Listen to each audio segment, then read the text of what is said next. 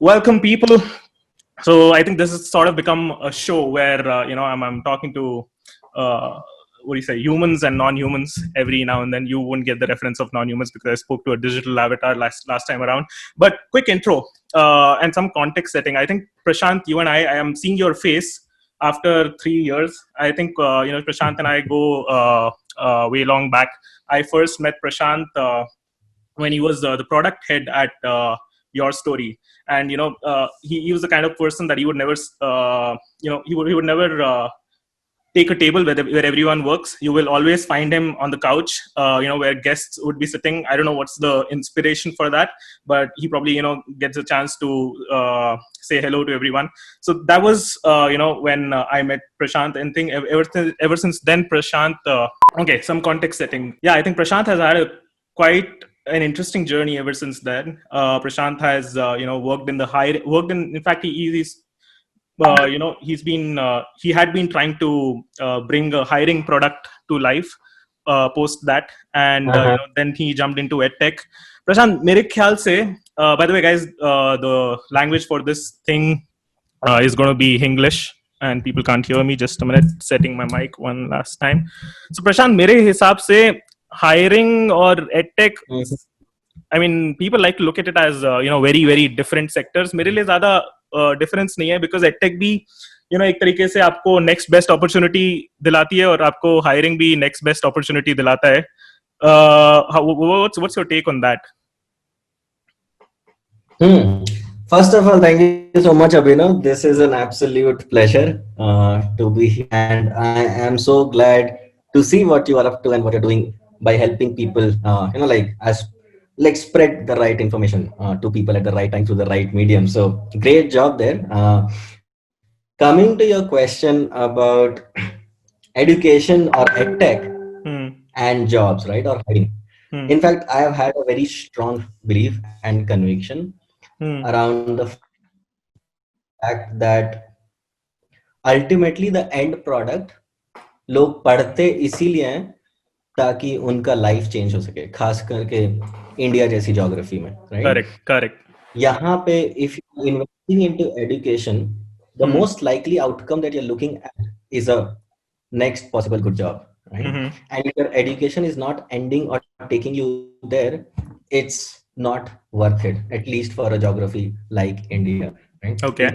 In fact, जब मैंने अपना whatever I am doing in my current role, when I was getting into this, one of the idea was that I will get into an education space जहाँ पे कि the outcome which is job is related to education, right? तो इसीलिए फिर मैंने ये चुना था. But in a nutshell, to answer your question, Abhinav, education and hiring is related, but not for all kinds of education, right? जो professional education होता है, जो कि आप एक कॉलेज से निकलने के बाद करते हो, या फिर प्रोफेशनल लाइफ में तब करते हो, तो वो जॉब से रिलेटेड एंड आउटकम से रिलेटेड होता है.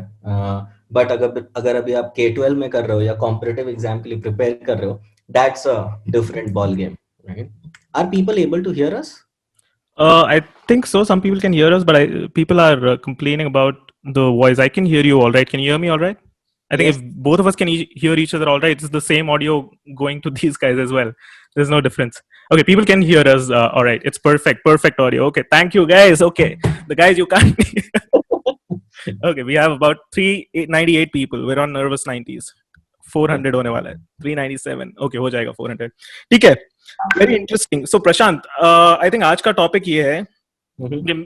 This is what I understand of your journey of last 2.5 years.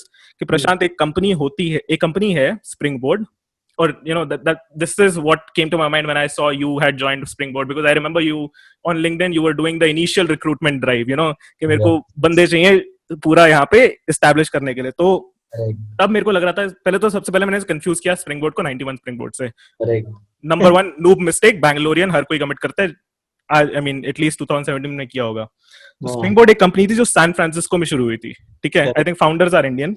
San Francisco में तो एजुकेशन डायनामिक्स पूरा अलग होगा ना. वहां पे मतलब जितना जॉब ड्रिवन सोसाइटी इंडिया है, वहां पे तो वैसा सीन नहीं है. तो what, again, number 1, what was the idea behind bringing Springboard global to Springboard India, and then what were the changes made to Springboard original framework to land at India? Because I'm sure itna smooth landing nahi hoga. You can't just take something from US and put it in India and it runs perfectly. So what was it like? What was the process, and how did you meet this team though? वहां से शुरू करते हैं. ठीक है, चलो let me tell you the complete story and the story would connect with the audience. ठीक है, Okay, cool, perfect. story ऐसी है जो कि Okay, audience मैं हाथ रख के बैठ गया. audience वैसा है कि लोगों को interesting लगेगा. बढ़िया. So एक चीज मैंने लाइफ में बहुत करी है, which is obviously, and you are aware of enough that I've always believed in making relationships and building the network, right? Building the right network, the right people. And then जब मुझे next opportunity का तलाश करना होता है, the way I do it is I know कि मुझे क्या करना है, right? So 2.5 years back, I made up my mind कि I want to get into the education field, right? अच्छा. So that ये चीज क्लियर था कि मुझे एजुकेशन कंपनी में जाना है. ठीक है. दूसरा ये चीज क्लियर था that I don't necessarily want to engage with a company जो कि इंडिया हेडक्वार्टर्ड है, right? अच्छा. उसका अलग रीजन है which I will come to later, right? ठीक है. तो ये दो रूब्रिक थे डिसीजन मेकिंग के कि एजुकेशन में रहना है बट इंडिया बेस्ड नहीं होना चाहिए, ठीक है. And then I evaluated some of the companies की क्या क्या ऑप्शन है, ठीक है. अच्छा. फिर ये हो गया, फिर मैंने बोला यार उसमें one of the prospects was springboard. ठीक है, फाउंडर्स देखते हैं कौन है, ठीक है. Okay, I think people want us to speak English. Okay, I saw that. I was gonna say that. Okay, okay. Cool. We'll alternate. Okay. So the idea was, yeah. So the idea was that let's go and reach out to Springboard and see what comes out of it, right? I had till that point not interacted with the founders of Springboard, right? So what I did is I found one of the co-founders, Parul, and I messaged her on LinkedIn, right? And this is like a complete message out of the blue, right? You are not expecting anything. You're just messaging. You don't know what will happen, right? So I messaged her on LinkedIn. I'm like, hey, this is Prashant. This is what I have done, etc., etc. I'm interested to see if you will be wanting to explore the India market. Right? And I hear back in half an hour. So she replies in half an hour on LinkedIn. Then we get on a Skype call in 1 hour, like 1 hour from that message when I had sent to a Skype call. Right? And then fortunately at that point of time, Springboard was thinking about getting into India. Right? So very interesting. There was some inkling of getting into India, right? It was not solidified, but there was a thought process happening within the organization that let's explore another geography. And I had messaged then, right? So we spoke about that, and Parul, obviously knew that I was coming from a relevant experience. That is where the conversation started, and this I'm talking about January of 2018. Relevant experience in terms of what? Being an ex-founder? So I was earlier heading growth for Audacity in India also. अच्छा, तो आप edtech में आपका already established थे. Okay. So वो था experience, and she knew कि we can get talking at least. So January 2018 में we started talking. We spoke for like evaluation phase होता है wherein you are trying to understand each other. You are seeing what kind of idea someone is coming from or putting on the table or getting on the table. वो सब हुआ for 2 months, and from there January of 2018 to May of 2018. I joined Springboard as the first person in India. Right? Okay. Why, and this ties to your next question, which is like, what was it like? Like, how do you get a San Francisco-based education company into India? So, when we were launching, what we decided to do is we wanted to understand in India, what will be our product? For whom will it be, right? If the offering has to be different, how different it has to be, which audience should it cater to, at what pricing should we launch, etc., etc. And all of this work I did for the first 3 months when I started engaging, right? So from May 2018, when I was the first person to here, where we are 40 plus people only in the India business team, right? We have gone on to become like from zero revenue to several $1 million, as I told, in the intro, in annual revenue run rate. The journey has been such that any product for that matter, if you take from one geography to another, the only adaptation that you have to do is around your go-to market strategy, right? Which is how should your product adapt to that market, at what price, and for what user. There is nothing else that actually matters, right? Okay. For our business, thankfully, our core value proposition didn't have to go through a lot of change, because even in the US we are a platform that says that if you learn, we'll get your job. And in India that sells, right? That sells like hotcakes. So we were like, okay, we will retain our core value prop, we will put all of the infrastructure as Indian. आपका core value prop, if I just, sorry to interrupt, I won't understand core value prop जो आप बात कर रहे हो, your core value prop is you're going to guarantee jobs if they do well in your courses. Exactly. Okay. So what we say at Springboard is, if you are selected into a course, and this is a selection kind of a thing, nobody is like, it's not like an open platform or Coursera or Udacity or Udemy where anybody can come and learn. I'm going to come to that. Yeah. If you get selected to learn with Springboard, we will give you a job guarantee, which means that, let's say you are learning data science. After completing the course, if you don't get a job, we will refund you the entire money that you paid us. Very interesting. Yeah. Very interesting. I think ये आपने अगर जब आपने किया होगा, आपने you would have come across this company called Lambda School. Yeah, Lambda School. Yeah. I think Lambda School आप India में नहीं चला सकते, because Lambda School takes money from you only when you're only when you get a job. I don't think you can structure contracts that way in India, because once people are done with their courses, they're going to run away. No one's going to pay you. So I think you've tried to bring a very Indianized form of similar proposition. Ke you come, pay me, I'm going to get you a job, provided you do good. Yeah. So in fact, a lot of people are talking about it. Let me give people the context about ISAs, or income sharing agreement, right? Which is very commonly used in the field of education, right? So Lambda School is most famous when it comes to usage of ISAs. What that means, let me clear it out for the audience. An ISA model of education is, it will say that you don't pay any money to learn. You pay a percentage of your salary for a certain number of years after you have gotten a job with a minimum salary, right? So what that means is, let's say you learn front-end development. Only if you get a job of 10 lakh, then you will start paying 10% of your salary for 3 years.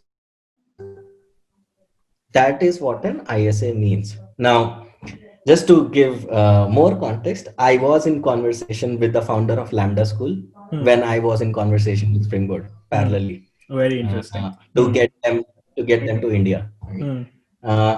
I met the founder in San Francisco of Lambda School, and we spoke about what we can do, etc. The thing is, although there are, there's Scalar Academy or Interview Bit in India who does kind of ISA. There's obviously people are talking about Pesto, who's run by my friend Ayush, and you would also know of Pesto, right? Who's also kind of running in a ISA model. Right. ISA model is actually illegal in India. If the government wants to shut down those companies, they'll shut it down. Including Pesto. If the government wants to shut them down, they can shut it down. Very interesting. Okay, guys, breaking news. Carry on. If the government wants. The thing is, the government is not taking any action right now, right?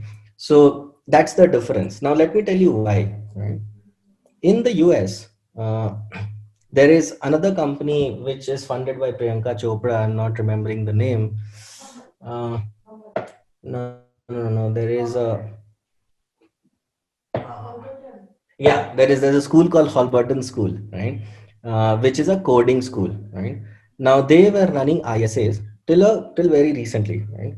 They had to shut down the San Francisco business because the government said that you're cheating people, right? And there's a whole bunch of articles around why it happened. Because what happens in a model like ISA is, you are basically saying that the value of your education is dependent on your salary, right? So your value of education is not fixed. It's variable. Let's say you go to an IIT or a Harvard, your value of education is fixed. It's $100,000. Irrespective of the outcome. Irrespective of the outcome. Suddenly you are saying that if you get a job of 50 lakh, you will give me 20% of 50 lakh. right? And which is not fair, That's right? too bloated for your, yeah. And that is why we have chosen not to do, not in the US, not in India, not because we are against it, because there's a gray line between what is allowed and what is not allowed. Till the government comes out openly and clearly that, okay, this is fair to be executed in the field of education, we will execute it. But as a business, we don't get into things which are gray. Very interesting. Nice. Okay, so thanks for explaining ISA. आपने बहुत सारी you've shared with us a very interesting, because so far I knew that doing such contracts in India is very complicated and it's not advisable. I think that was the limit of what I knew. But you told me that there are no regulations and it's kind of illegal. I can also share, by the way, how it is being done if the audience of you are interested right now. So there are companies which can you clear one thing? I want to understand. I think मेरे ख्याल से Pesto is primarily offline, right? They've got a proper school setting where they bring in people. That's why they're able to do these contracts. अगर online किया तो people are, I mean, everyone's so free to run away. नहीं run away तो बहुत simple होता है उसको manage करना. That's not something that's very hard to manage. In fact, Presto now also has moved to online because of the pandemic. Lambda was primarily always online. They have been right. Interview Bit Scalar Academy has been online. They have been, I say. Now, what you market and what you do are two very different things. Okay, I can say on my website that you are doing that you will pay only after you get a job. It's the same thing as when you, let's say when you apply to any course XYZ, I can make you apply for a loan. Your EMI only starts after 12 months. That's a very what do you say, dicey area to play in. Yes, and that is how it is being done in India. I'll elucidate further for the guys. I don't know if there's, I mean, I don't want to go on record whether to say whether it's a good business practice or bad business practice or ethical business practice. But what's happening, when it comes down to the salesperson of the edtech company, he is going to be more keen. I mean, he's only worried about his job, right? So what these salespeople try to get you into is, you could be signing up for an ISA model, but it's structured so unethically, where your EMI doesn't start until you graduate from the school, but then it kicks in. So that's as good as taking an education loan. Yeah. This is no different than that. So it doesn't, the ISA is, I think, is just it's a marketing tool. And it's not, I mean, this is not what ISA means. I think some Lambda school actually uses ISA. This is not, this is a very twisted definition of ISA, where your EMI kicks in right after you graduate. Then, I mean, I think that is education loan, right? That is your education loan, and that is actually something called deferred tuition in the field of education, wherein you don't pay when you start learning, you pay only after a certain time, right? So I would not blame. In fact, I would not say that there's unethical practices happening by players in India. I would not go to that extent. I would only say that there is not enough clarity, and it is not any good entrepreneur who's building a business or who wants to build a lasting business will not necessarily get into this kind of a thing. Very interesting. Cool. Now I want to steer a little forward. Prashant, you've headed Udacity in India. Back then, back when you did that, then you've seen the early entrance into the edtech space, when the category of MOOC was introduced. MOOCs, they call it, massively open massive open online courses, open online courses, then mini degrees and all of these things came in. Now, Prashant, all of these platforms, they are somewhere selling pre-recorded courses. Yeah. The content is pre-recorded. At the max, what Coursera and these guys do, they give you some doubt clarification as a over-the-top service. How is Springboard different than these guys? Because Springboard is relatively newer than these guys. Springboard recently has been growing faster than these guys. What is Springboard doing differently? Are you guys also selling pre-recorded content? Yeah, so that's a good question, Abhinav. Let me answer this question in two phases. Right? So actually there has been an evolution of education, which will be interesting for the listeners, right? There's been evolution of online education from one phase of companies or one set of companies to another set of companies, right? The first set is the all the bigger players in the world that you would know of. So Udemy, Udacity, Coursera, edX, etc., etc., right? Where the idea is that, or the idea was, and how they started is whatever we were doing in the offline world of education, you try to replicate it online, right? And that would become the concept of online education, right? So let's take an example. So Coursera said, oh, you know what? Universities are already teaching in the individual respective universities. Why don't we tie up with them, get the university content online, and then that would become the new definition of online education? Didn't necessarily happen. All of us know the completion rates of early MOOCs, right? and how and how it played out, right? If you ask the question right? Why did 91 Springboard and Springboard are different? Whoever is asking, Mayank, sorry, yeah. 91 Springboard is a co-working space. Springboard is an online education company headquartered in San Francisco, and we operate in India also. Coming back to this, if you ask the question why, learning online and learning in a classroom are two fundamentally very different things. In a physical classroom, you're already in a social circle. You already have a support network. You already can collaborate with different people, right? And then you have a professor who teaches you, right? And then if you have certain doubts, so you can actually go and talk to your professor or your teacher, etc., right? That is what a physical classroom is, right? And more or less why it works for most of the people. You try bringing that to online, suddenly I am sitting in my room all alone. Can you And summarize once again? What is a physical classroom? What is the real value in a physical classroom? Again, can you list it down? the real value in a physical classroom is not actually the professor who comes and teaches in the class. So it's It not the is, teaching. yes, it is actually the social circle that you have available to yourself so readily, right? So you Achha. can go and collaborate with your peers to build things, to do things, etc., right? So you have this active bubbling network, and you have similar people doing similar things at the same time with you. So you feel a part of the community, right? Now let's see what happens when you try to bring this model online without making any changes. So you say, you know what, Coursera, let's assume Coursera for the time being. Coursera would say, oh, I would partner with XYZ universities and we will offer a certification program in digital marketing. Great, 100,000 people join it, right? And then so you imagine you are one of the person who has joined it online program. You sit in your room, open the course, right? And then you watch the content.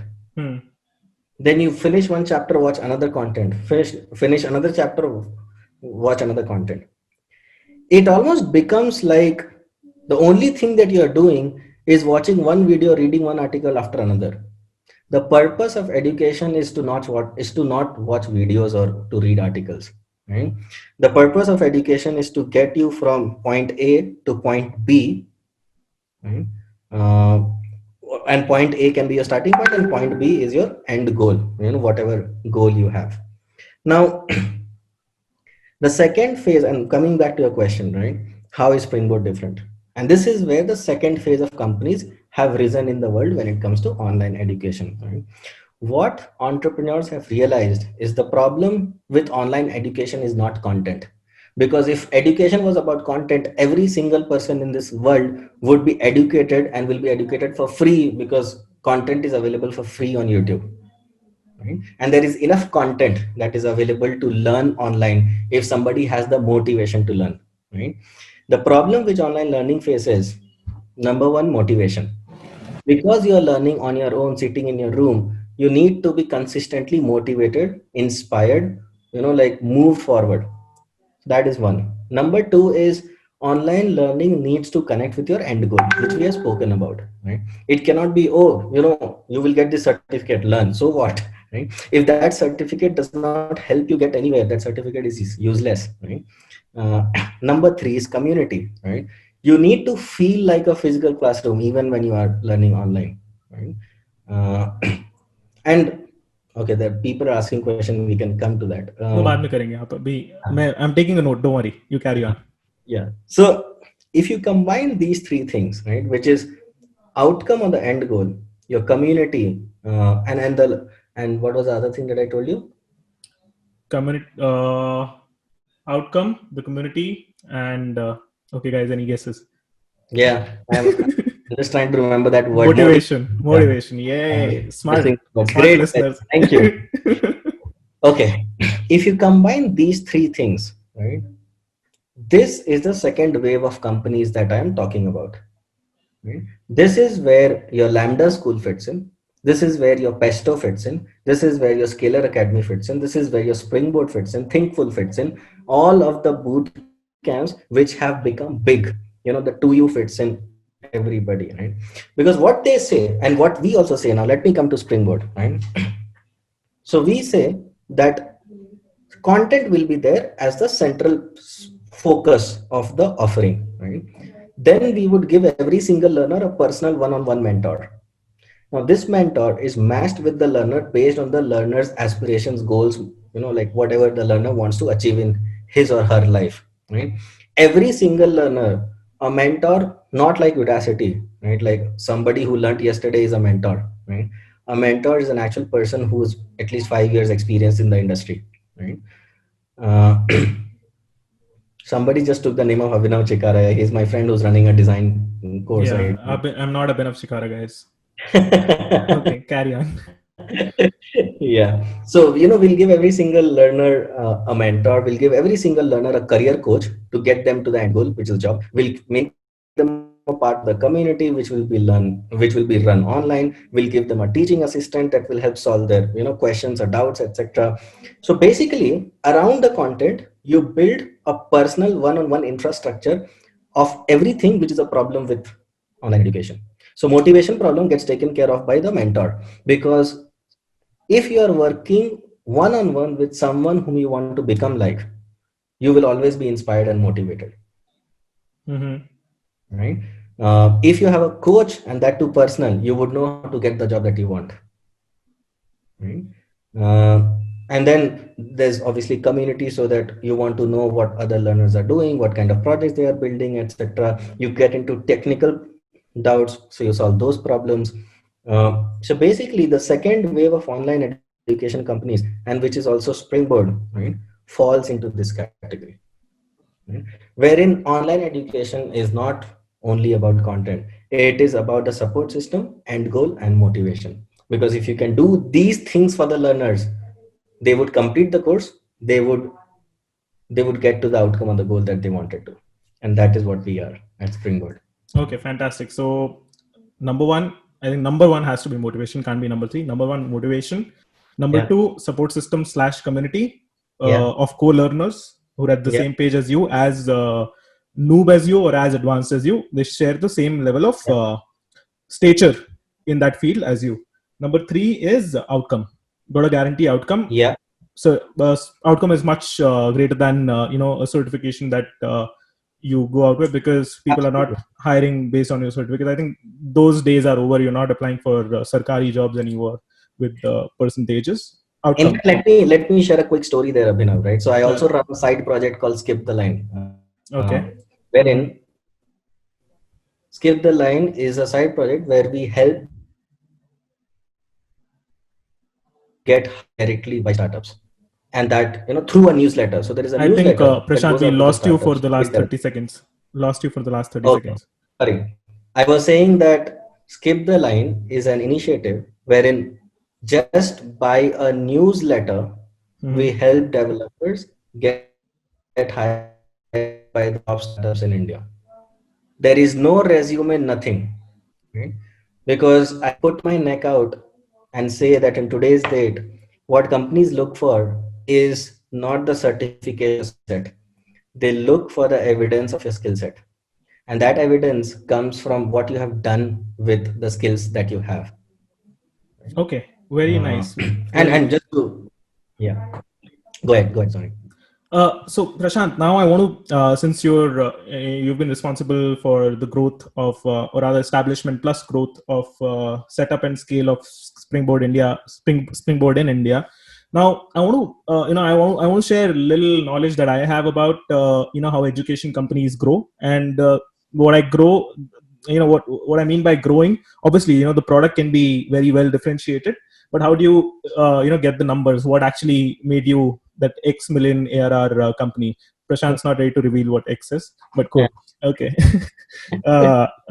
So okay, let's look at Byju's. Byju's numbers are very, very, very good looking, and Byju's has, I think Byju's ka 70 to 80% of their workforce is sales force. I mean, it's are salespeople. Salespeople. They, I think how they source lists is via not colleges, schools. They source list via schools. They source list via running ads, list as in leads, and then they put salespeople on it, and salespeople don the hat of education counselors for that call, and they counsel parents into buying Byju's tablet. This is how Byju runs, and numbers are bloody great. Their numbers are super good, and that's why it's one of it. I think I don't know what's its valuation. It's $5 billion. Someone's commenting, so it's doing fantastically well.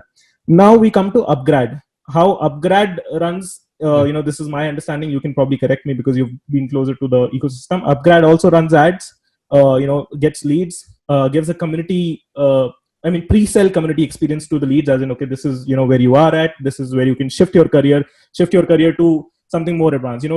From a data entry guy, you can become a product manager, or from a you can get into data science, or you can get into other roles, other digital roles, or other roles for the coming century. So this is how they grow. How does Springboard grow? Do you guys have a similar model, as in you call everyone and then bring them to a certain experience, pre-sell experience, and then you sell them, or how does this happen? Yeah, let me give some context before I come to how Springboard grows. Right? Absolutely. Because you're talking about in India, I want to understand what you did hands-on. Correct. And let me come to what Byju's is doing, or you spoke about Upgrad and etc. Right? So Byju's in its latest fundraise will get to a $10 billion valuation. They just acquired Whitehead Junior. All of us are aware of it. Correct. Upgrad is the India's largest professional upskilling platform. It's like its single biggest investor is Ronnie Screwvala, right? Keeps giving fueling money, pumping money. Yeah. Money up. By the way, skip the line .dev is the website if people are interested to go and check that out. Now let me come to looking down on companies because they have sales is a wrong premise to start on, right? Correct. Let's come to why that even happens in this case.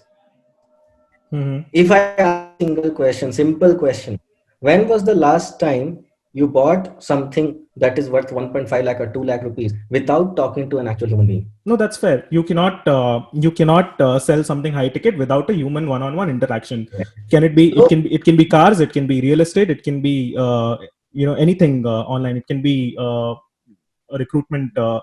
A recruitment consultant is also required when you're getting someone job worth 7 lakhs an annum. So you need a human. I want to understand how you're going about it. Yeah. Yes.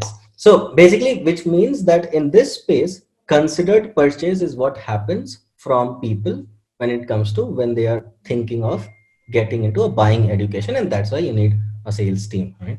How we do at Springboard and what we have done at Springboard India specifically is what I do as a part of growth is across multiple channels. Right? Paid advertising on digital media is only one of your channels. There can be influencer marketing. There can be affiliate marketing. There can be partnership driven growth. You run basically, let's say, paid emailers to different kind of audiences, right? So the responsibility of that I have is to figure out all of these channels, get leads into the system, and then you have your sales team who speaks to the leads. So basically you also qualify leads. Your leads doesn't directly come into the system, then you start sales team does not talk to them directly, right? You qualify the leads and then the sales team will talk. That's a very proven model to grow education in India, And there was no reason why we would change that. Innovation does not happen at the sales stage. Innovation happens at the acquisition stage. Okay, so what's the innovation and acquisition stage? How are you acquiring leads differently? Oh yeah, and that's where what we did is, we always knew where our audience lies, right? So if you know who your audience is, where they are, you would know where to go and advertise, right? So there is one of the channels, a publisher channel, right, which is a information news site, which we have utilized a lot, right, over the last 1 year, because every single time we would run an advertisement there, you are almost guaranteed that you will get hundreds of leads just from one single channel, right? What I'm trying to say is to not share channel details. That will not be very, very relevant for everybody, right? What is important to know is, if you are a part of a growth team, and if you don't know where your audience are, your growth will not happen, right? And that's what we have done in India. Just like, if to give you another example, so for a data science program, we know that our target audience is comprises of developers, right? Great, right? Now, where are our developers, right? So can we go and do something with, let's say, Hacker Earth? It's a very obvious thing to go and try to do something with Hacker Earth. There are so many of these platforms that run hackathons in India. How do you go and tie up with them and do something with them, right? And that's how you grow, right? You figure out innovative ways of growth, not something that not everybody is doing. Because if you rely on Google paid ads or Facebook paid ad or Instagram paid ads, you'll only get to where other players are. Okay, very interesting. Cool. यहाँ पे तो हमने actual sales की बात कर ली. What are other ancillary growth levers, Prashant? Because since you're the India head, I'm sure there are a lot of other ancillary things that you do that impact the growth of, or rather eventual sales numbers. And I'm not talking about marketing and sales. I'm talking about how do you kind of hone your product further so that it lands well. What did we do? Of course, you maintain the sales, the core proposition that, okay, we're going to get you jobs, otherwise refund. What else did we do to land here? Yeah, that's again a good question, Abhinav. So growth levers is a very important term, right? One of the aspects of a growth lever is your sales and marketing. Correct. Which we already kind of spoke just one about. Yes. The other is your product offering in the first place, right? Now, if you look at the India market, right? So we entered the India market by saying that we will offer job guarantee to the learners whom we accept. Nobody is doing that in India right now. Nobody, right? So that was the first product offering becomes your differentiator, and that becomes your marketing machine. Right. Then how do you do more go-to-market strategy so that it keeps becoming your marketing or acquisition channel? Now let's take off an example and talk from an example. If you look at the Upgrad, Simply Learns, or EduRekas of the world, right? Everybody says do a master's in this from this university, right? Get a postgraduate and diploma, etc., from MICA, from IIM Bangalore, whatever. Because in India, unfortunately, Thappa sells. Certification sells, right? And so what I'm trying to tell you is that is another growth lever that we are going to capitalize and utilize in India. We have not yet till now, because we are not needed to. Your value prop and your product offering has been so differentiated that it will sell on its own. But it will only take you from A to B. If you have to go from A to B, you will not get there. That's where you do things which are actually much more relevant to the geography, which means you start offering postgraduate diploma while being online. Right. So, for example, for our design course, we are thinking of doing it with a university in the US, in India. So, Indian people can learn UI UX design and get a certification from a US university. Okay, that's clearly a cut above the rest players. Okay. Yes. And then let me tell you another growth lever, right? Your offering in the first place can be a growth lever. For example, our UI UX design course is the first in the market, right? In fact, people were talking about Abhinav, the other Abhinav. He only started very recently, right? So there is no full-fledged end-to-end UI UX design course in India. right? Before we came. And after that, we have seen like 2, 3 years coming up, right? If you are first to the market, you automatically have a growth lever. Coursera does not have so many users because it built something dramatically different. It has because it was the first one who built something in the online space. As comprehensive as Coursera. Yeah. Yes. So to answer your question, that is what it is, right? And that's how you create growth levers through your product, through your GTM, and through by adopting your product to any given market. Okay, cool. Very interesting. I think बहुत ज़्यादा comprehensive session हो गया. We've covered a lot of things. Now, as per my thing, I wanted to make it a 50-minute session. We have about 3.5 minutes left. One last takeaway, or one last anecdote. You're good at anecdotes. Give me another story. One of the most interesting stories of setting Springboard in India, because this is also an entrepreneurial journey of sorts, right? Yeah. What kind of because there are stories when you go through a 0 to 1 journey, right? And I'm not saying one because we have become really big or huge in India. I'm saying because it has been a journey which has been rewarding across every dimension that I could think of, right? And there are stories across all of these dimensions. So you want to talk about hiring? How does hiring look and feel like when you're setting up an organization from 0 to like 40, 50, and or how do you set up a culture, or just like how do you build strategy for a geography? What kind of a story do you want to hear? I want an insight about education system that you can tell.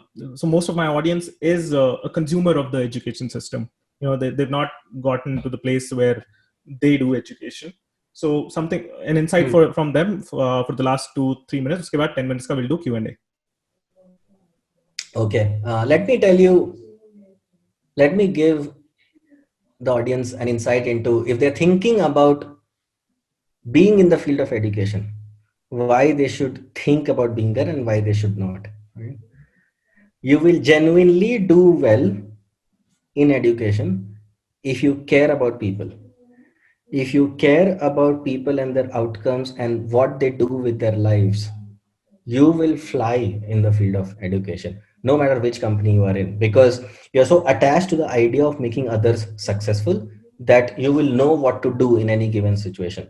You will not take decisions based on what you have read in a business book. You will take decisions based on what you feel is right because you care about people meeting their goals and getting to their dreams, right? Those are the only people who succeed. And obviously there are people who succeed dramatically also by not having this quality, but if you have this, you should be in education. If you don't have this, then you can think of being in education because it is a new rage, but you may not survive for long enough because you'll not necessarily enjoy it, right? And finally, an insight about the Indian education market. Indian education market, specifically when it comes to professional education. So Indian education market is 3 pillars. K-12, the Byju's of the world, the competitive examination academies of the world. Test prep. Then there is professional upskilling, upgrade and springboards of the career switches and promotions, basically. Yeah. Yes. The new MBA. Yes. Now in the third pillar, right? What matters to people is an outcome, right?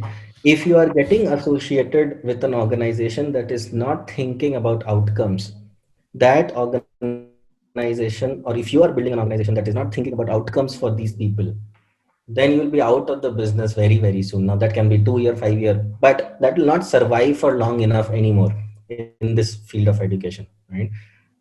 So yeah, that is what it is. All right, cool, super interesting.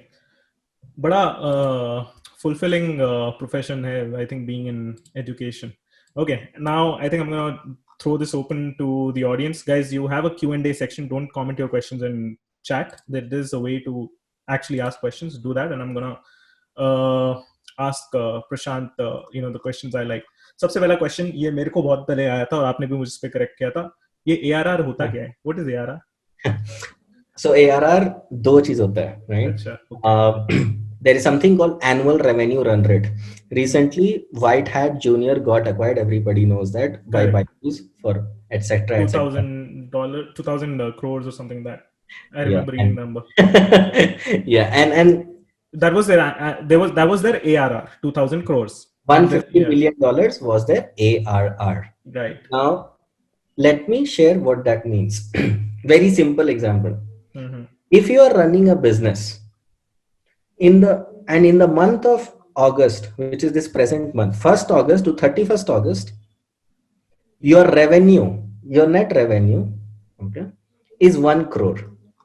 Okay. So everything put together, your net revenue is 1 crore. You have reached a point wherein you know how to do 1 crore worth of business. Even if you don't innovate or don't do anything, you will most likely do a 1 crore revenue even in September, October, November, December. Basically, steady So state. steady state mein you have become a 12 crore ka business Hmm. at an annual level, 1 crore into 12, right? Which is a, let's say, $2 million kind of an affair, right? And this is top line answering a chat question. Yes, Hmm. yes.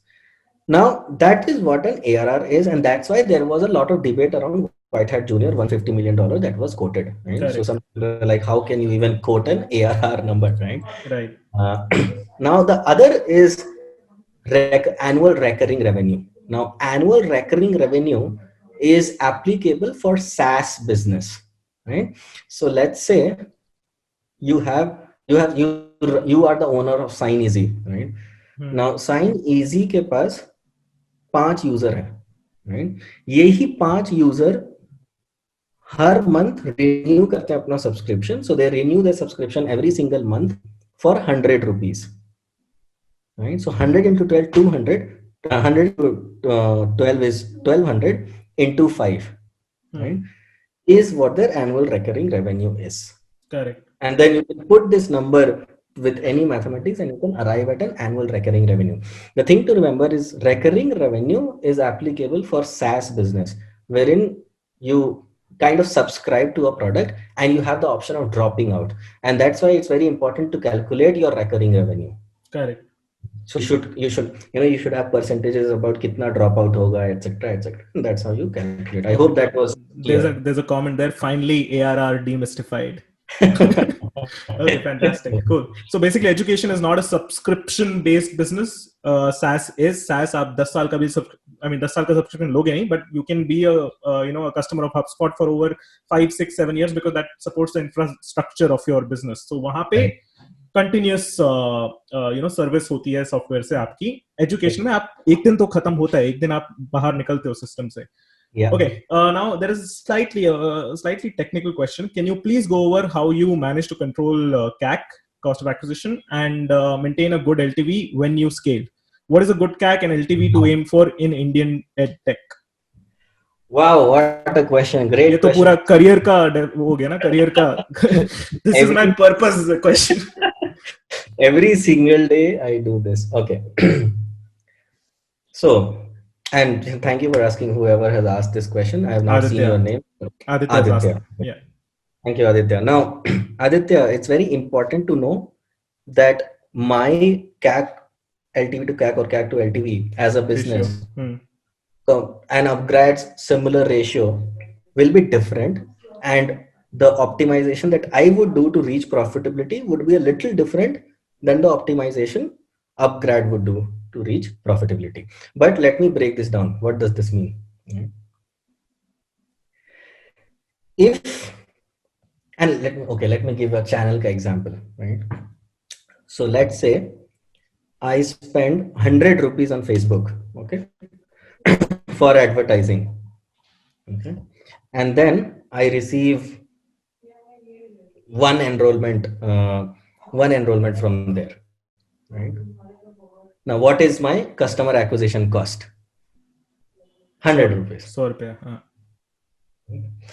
Now, if this one person is paying me 50 rupees only over the time that this person would stay with me, then Facebook as a channel will never be viable for my business, right? And if you extend this analogy to every single channel, which means कि कहीं पे भी if your business is spending money, what you are able to extract out of that channel in terms of the value of the user should be higher than what you have spent. And what we call that in business is LTV by CAC, CAC by LTV, right? Lifetime value should not only be greater than your customer acquisition cost. The ratio should be 4:1 ideally, right? And that's a ratio. If you can go and read Andrew Chen or all these people who talk about these things, a good profitable business, if I spend 1 rupees to acquire a customer, I get 4 rupees over the lifetime of that customer. Okay. And if I don't reach that kind of a ratio, then it's highly likely that you will not reach profitability. Okay, now words of caution. When you're calculating your customer acquisition cost, your customer acquisition cost is not your marketing cost divided by the total number of users that you got. It is not. Your customer acquisition cost is every single cost. So marketing team, sales team, single falana dhikana tools, उनका team, salary, that, उनके overheads, सब कुछ. and that is something called fully loaded CAC, right? So fully loaded customer acquisition cost. Your fully loaded customer acquisition cost by LTV ratio should be 1:4, right? Or even at 1:3, you start doing pretty well. To answer 1:4 is a healthy place to be at. yeah. To answer Aditya's question now, what does these numbers look like? So let's say you are selling a course for 1 lakh, right? And there are a lot of players in the market. Simply Learn sells it for 80,000, etc. Right? If you're selling a course for 1 lakh, your total fully loaded customer acquisition cost cannot be beyond 40,000 at the most. Okay, because if you go beyond that, then there is nothing left for you to ever even think about becoming profitable. You cannot be operationally profitable, right? You'll keep relying on investors' money to fund your business. If you now, from today, if you ever hear why a startup is raising money, because their CAC to LTV ratio is peep. Okay, so they don't know how to manage it, and that's why you need external money. Okay, very controversial statement made there, but we're going to move on to the next question. Okay, cool. Prashant. Okay, as Prashant said, that in order to sell high ticket offerings or whatever, business devs, in brackets humans, interaction is necessary, which is true. So how do you retain and excite your sales team? If you need humans to sell it to your prospects, how do you excite those humans in the sales team? How do you excite Okay, or 1 rather minute. encourage? I just shared my link because people have been asking, like, can I do this, etc. Okay. Now, Twitter.com/NIT Prashant. Yeah. Okay. How do you motivate? Okay. At Springboard India, I've also led the sales team. In fact, I have built the sales team also as a part of growth. And now I don't head sales. I only head growth or the user acquisition. How do you motivate your sales team? And this is something that I have truly done, so I can share from my experience. If you ask your sales team to sell education, you will fail. Your sales team is not in the business of selling education. They are in the business of selling a dream that can come true. Okay. Which means that if you orient your sales team to first understand who the users are, what they want, why this matters, and then even before doing all of this, don't do any kind of a selling, right? Can you attach your sales team very closely with the goals or the dreams of the user?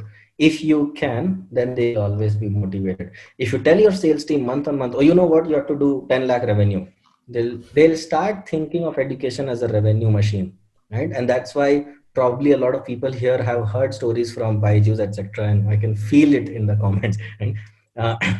There is a difference between running a revenue target sales team and a sales team which is inspired to change people's lives.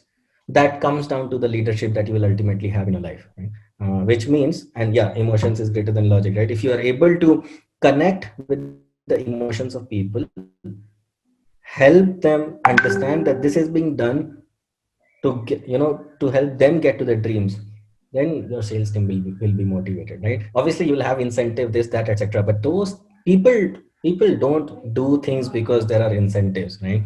The larger goal is, oh, you're actually changing people's lives. How do you connect your sales team to that goal? You are here because you change people's lives. Okay. Now talking about hopes, and someone in the chat, when you were talking about the outcomes, and the possibility of outcomes is what you're selling. Someone said dreams do come true is what your pitch has got to be. Now I've got a very related question to that. Do you think it's ethical to run ads like White Hat Junior? Their ads are hugely misleading parents by selling the idea of making kids founders just by learning to code. Like, it is massively misleading. I remember seeing an ad by White Hat Junior जहाँ पे उन्होंने सुंदर पिचाई का photo लगा दिया था, and I don't know what was the copy of it, but someone shared that with me. Do you think, of course, you're selling hopes, and you're a hope peddler when you're in the business of education. Is it ethical to run ads like White Hat Junior and get parents' hopes set on a future के आपका बेटा founder बनेगा by putting a Zuckerberg or a Sundar Pichai? Yeah, I will not get down to saying whether it is ethical or unethical, but I would still say that you advertise or you market things which is directly connected and related to your business and what people will actually get, right? So if they are saying that you can actually become Steve Jobs or whatever, Mark Zuckerberg, etc., that's not necessarily true, right? And I've also seen those ads. In a nutshell, to answer your question, is that correct or in the right spirit? Not necessarily, right? But ultimately it is, you have to understand why companies do it. The target user on Facebook for White Hat Junior is not the audiences, the 330, 400 people who are here, right? It is these parents who put their children through tremendous competition in their lives, right? And when a parent feels that, oh, you know what, my child can become the person who will change the world, so you are sending the message of, my child will become the person who will change the world, not that my child will become a Sundar Pichai or a Satya Nadella or a Steve Jobs or a Mark Zuckerberg. Obviously, they're using their name, but you have to think about the marketing sentiment that they are capitalizing on. They're capitalizing on the marketing sentiment of the insecurities of Indian parents, wherein, oh, my child has to become like this. Oh, if my child becomes a coder, they can actually become this game changer. Fantastic, let me admit my child, right? That's how you do it, right? So do you really want to ask the question whether it is ethical or unethical? Not necessarily, because that's how parents in India behave, right? Until parents don't change, the marketing won't change. Parents actually look at their kids के आगे जाके लता मंगेशकर बनेगा, सचिन तेंदुलकर बनेगा. It's originating from that kind of mindset. If they put Sachin Tendulkar, you would probably not feel as offended. Rahul's question. Yeah. Okay. Now I want to take the last question, and I find this interesting. If the value of the course in future decreases due to demand-supply ratio of the market, I'll say that again. If value of the course in future decreases due to demand-supply ratio of the market, then how will Springboard pivot? Since outcome is connected to the input given by customers becoming capable for that in the market. Should I repeat? Yeah, no, I got that question again. Great question. Who asked this? Anonymous attendee. Anonymous. Okay. Okay, someone's spying on this. Okay. At Springboard, we have a dedicated team which we call business operations, biz ops. Right?